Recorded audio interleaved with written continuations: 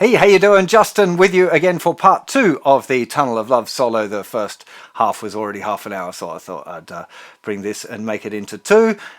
There's a full playthrough at the beginning of lesson 1, and I'll put it at the end of this lesson. So I'm just going to crack into starting through the middle. What I will do is do a slow playthrough of what we're about to learn, so real fast learners can just watch it and pick up as much as you can, and then I'll go through each one of the phrases with a little bit more detail. So let's do that slow playthrough.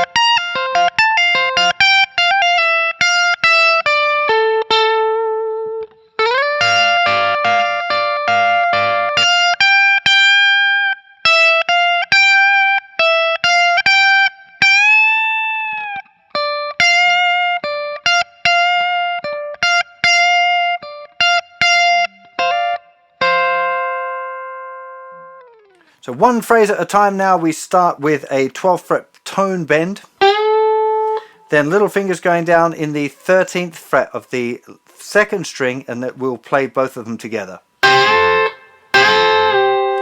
then a release. So on its own with the note on the 2nd string, then bend and release, and then twice on the 10th fret. 1, 2, 3 and 4 and. That's 1 E and, if you want to be exact with the rhythm. That's the 13th fret, tone bend, release, and back to the full bend. Then on 4 and we have 10, 12. Little semitone bend there on the 12th fret. 12, 10, 13th fret on the 2nd string, 10th fret on the back on the 1st string, 13th fret on the 2nd string. Then 10th fret, 13th fret still on the 2nd string, and then we play the 12th fret on the 3rd string twice. 1, 2, 3 and 4 and 1 E and 2, 3, 4 and 1 and 2 and 3 and 4 and 1 and 2 and 3, 4, 1, 2 and 3 and 4 and. So this one, same kind of deal here. Little finger, 13th fret on the 2nd string. I'm using my 2nd finger on the 12th fret to bend a tone. And the bend goes up on the and after 2. So 1, 2 and 3 and it's released on the and after 3. 4 and we've got the 10th fret. 1, 2 and 3 and 4 and. Now 1 and 2 and 3 and 4 and 1.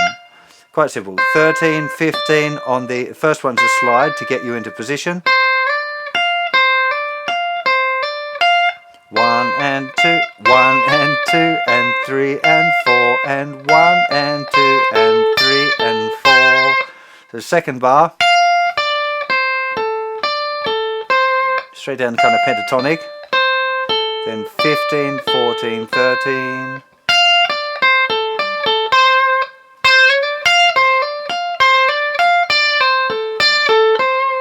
It's almost like a tongue twister because it's beautiful melodically, but feels weird even though it's simple. It's just making sure that you don't go back to another hammer on there, one too many.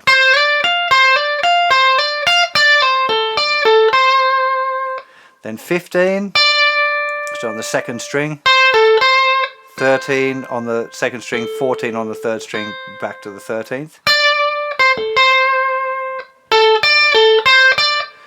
14 on the third string, 15 on the second, 14 on the third, 13, 15 on the second. Okay, this is one of those double mutes, and then to the 13th fret on the thinner string.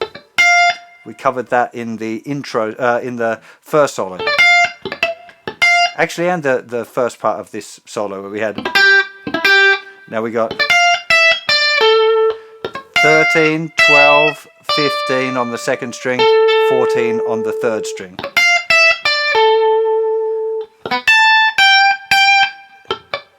Another double click, 17, 15, 15.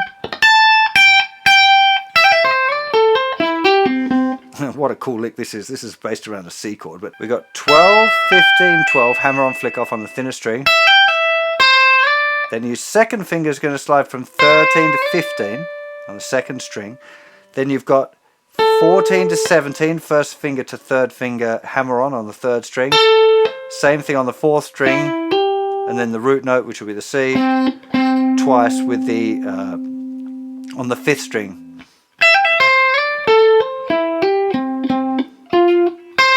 And then we've got this little offbeat playing once the 15th fret on the fourth string, and then the 13th fret on the second string. So 1, 2 and 3 and 4 and 1 and 2 and 3 and 4 and 1 and 2 and. This little bit, I've got to be honest, it's a little bit murky on the record. I'm not 100% convinced this is exactly what to play, but it's near as close, and you know, you would be difficult to tell me it was wrong. It's just not sure it's right, you know. 13th fret, then possibly hammered on, possibly just played, but first finger covering the 13th fret, thinnest two strings, third finger going down the 15th fret. Then 13th fret, thinnest two strings, third finger going down 15th fret, hammer on, flick off on the second string. 15 on the third string, and that's played again. Then the 13, then I think 2 13s together, and then third finger goes back down for 2.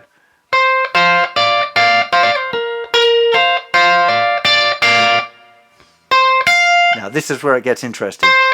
So you've got to make sure you get this nice 13. It's really strong part of 4 and 1. Okay, so you want that 13 on beat 1.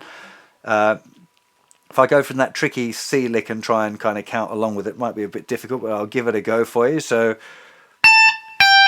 1, 2 and 3 and 4 and 1 and 2 and 3 and 4 and 1 and 2 and 3 and 4 and 1 and 2 and 3, 4 and 1 and 2 and 3. Ah man, this lick is just awesome. So it's the trick for Mark Knopfler's fast licks most of the time. So 1, 2 and 3 and, so it's just bouncing around, making sure you roll that first finger so you only get one note at a time. Then we've got this little trick. And the key thing here is how you use your picking. So we want thumb to play the first note, which would be the 17th fret of the thinnest string. Flick it off to the 13th fret where the first finger is barring the thinnest two strings. Then you'll do thumb 1. And I'd recommend that you spend a bit of time practicing that first of all. So thumb, flick off, thumb, first finger, thumb, flick off, thumb 1.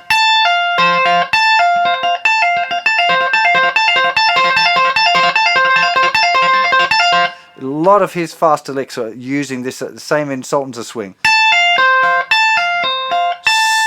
Thumb, flick off, thumb, first finger. Thumb, flick off, thumb, first finger. In this case, we're going 17th fret, 18th fret, 17th fret, 15, 13, 15, 13, hammer on, flick off, slide to 12. Then 13, 12, 15 on the second string, 14 on the third string twice.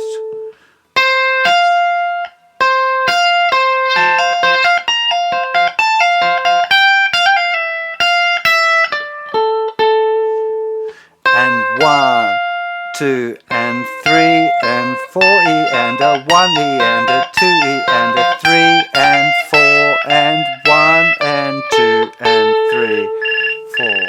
Next we've got this nice little slidey lick, 4 and 1 and 2 and 3 and 4 and 1, 2 and 3 and 4 and 1 and 2 and 3, 4 and 1. It's relatively simple, it's just got such a great tone and the feel of it's amazing. So once we've gone 1 and 2 and 3, 4 and 1 and 2 and 3 and 4 and 15, 12, 13, 15, 12, 13, 15, bend and release. 15th fret on the second string on the and after 4, 1, 2 and 3, 4 and 1. Again, this bit's getting a little lost in the mix. There's a lot going on in the track at this point. Just 15 on the second string, twice on the 13th fret of the thinner string. 1, 2 and 3, 4 and 1, 2 and 3, 4, 1, or whatever. There's not, you don't really hear an ending on it, and that is pretty much the whole tune. Let me see if I can do a play through, a slow one. 1, 2 and 3, 4, 1, 2, 3, 4, 1, 2, 3, 4, 1, 2, 3, 4, 1, 2 and 3 and 4 and 1, 2, 3 and 4 and 1, 2 and 3, 4, 1, 3, 4 and 1, 2 and 3, 4, 1, 2, 3, 4, 1, 2, 3, 4, 1 and 2 and 3, 4 and 1, 2 and 3 and 4 and 1, 2 and 4 and 1, 3, 4, 1, 4 and 1, 2, 3, 4, 1 and 2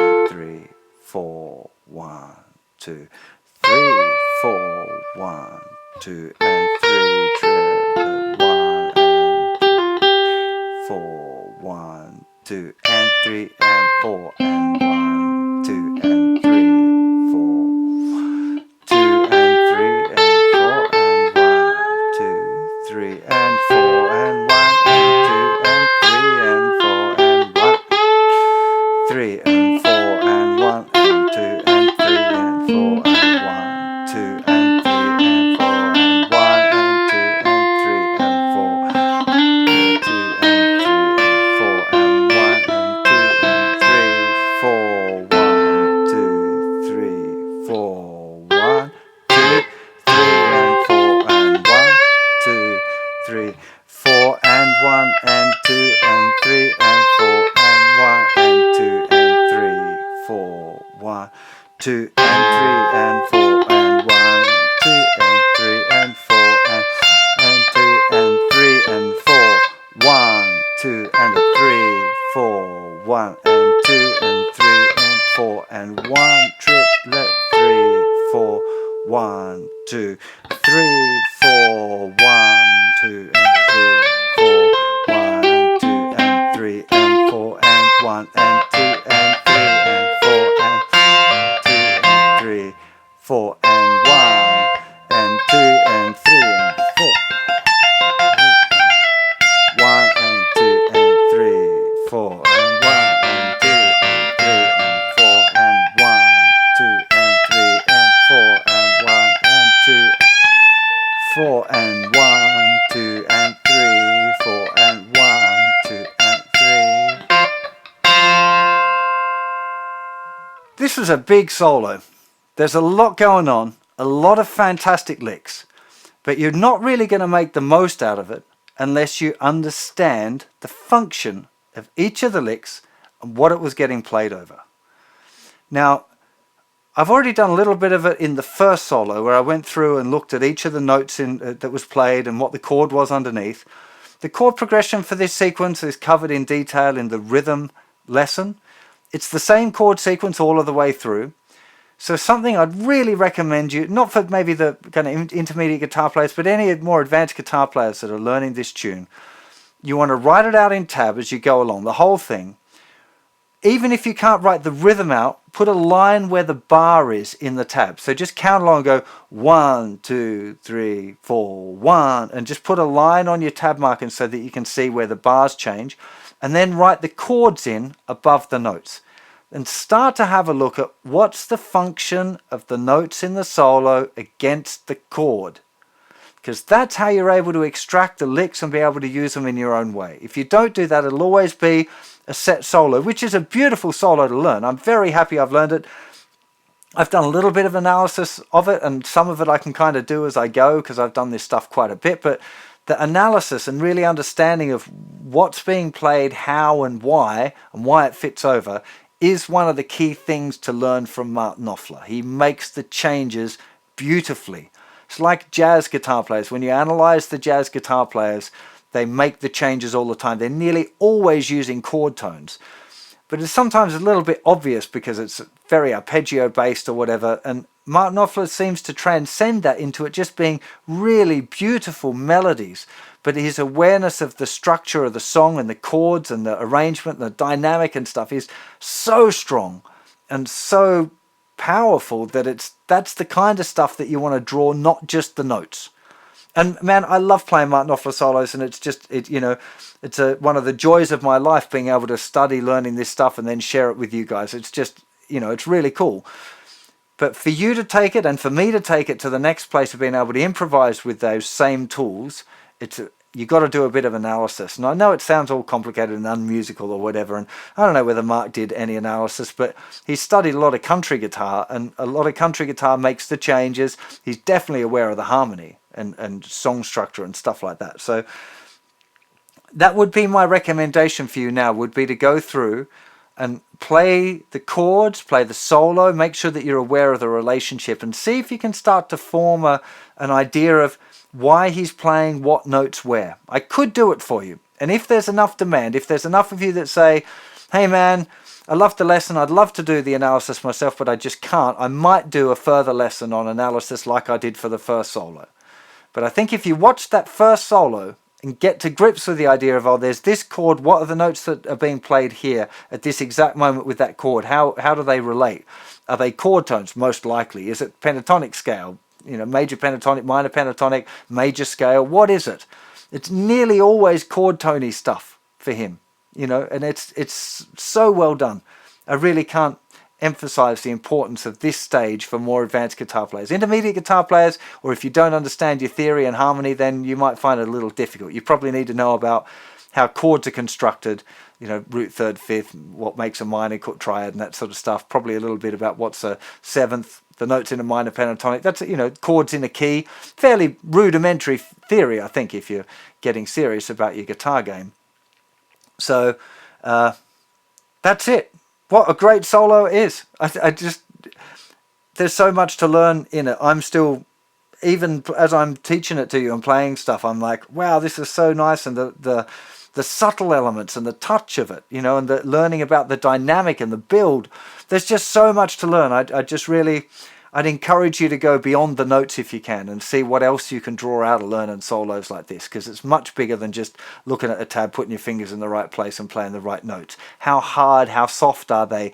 Where do they sit on the beat? They're not exactly in time, like mathematically in time all the time. They kind of pull and move a little bit in a human and beautiful way. So that's the sort of stuff that you can take it to if you're looking at the next level of analysis and how you're going to deal with digesting the information and making your own music out of the ideas and the concepts. So I really hope you enjoyed this lesson. There'll be lots of supporting stuff over on the website, links to the other lessons on this song. I'm about to film a bunch of little Mark Knopfler technique lessons as well to specifically cover things like that little fast lick and the way he does some bending and stuff like that, where I feel like it's worthy of its own little lesson. I can go in a little bit more detail, so stay tuned for those. Check those out on the website as well. I really hope you enjoyed this one. Do let me know what other Dire Straits songs or Mark Knopfler songs that you'd like me to do. Got a few ideas in mind already as well, but let me know in the comments what ones you'd like to see, and maybe I'll make it happen for you. So I'll see you for plenty more very soon. You take care of yourselves. Bye bye.